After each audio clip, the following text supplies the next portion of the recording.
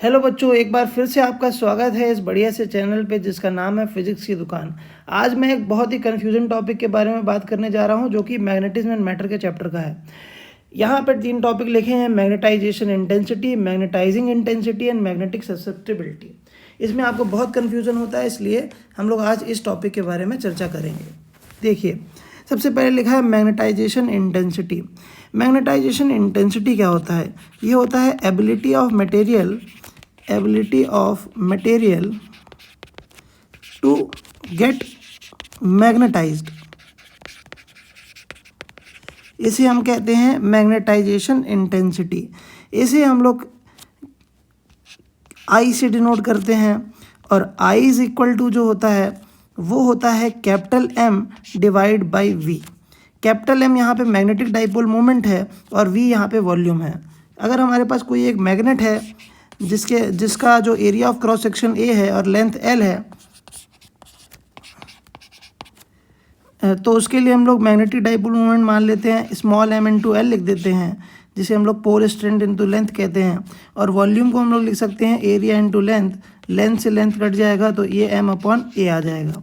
ये हमारे पास magnetisation intensity का फॉर्मूला होता है।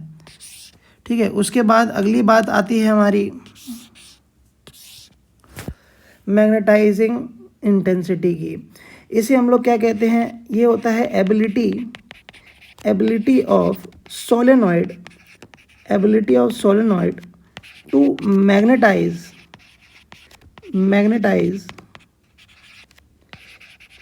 Any material. किसी भी मटेरियल को मैग्नेटाइज करने की जो एबिलिटी होती है सोलेनॉइड की, उसे हम कहते हैं उसकी मैग्नेटाइजिंग इंटेंसिटी, और इसे हम लोग कैपिटल एच से डिनोट करते हैं। और यहाँ पे जैसे आप जानते हैं किसी भी सोलेनॉइड के लिए जो मैग्नेटिक फील्ड का फॉर्मूला होता है वो म्यू नॉट एन आई होता है।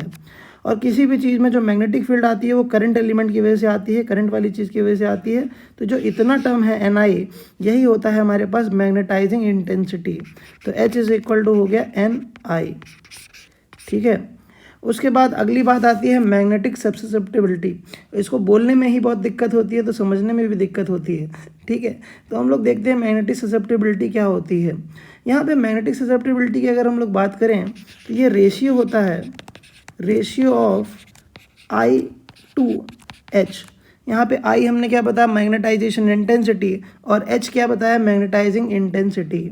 ठीक है, तो ये रेशियो होता है आई और एच का, और इसे हम लोग साई से डिनोट करते हैं। Psi is equal to I by H होता है, और ये एक यूनिट लेस टर्म है। तो ये हमारे 3 टर्म हैं जो कि बहुत इंपॉर्टेंट हैं, जिसमें हम लोग काफ़ी कंफ्यूज होते हैं। तो आज के बाद कंफ्यूज नहीं होंगे, और अगर नहीं समझ में आया तो कमेंट बॉक्स में कमेंट करेंगे। Thank you.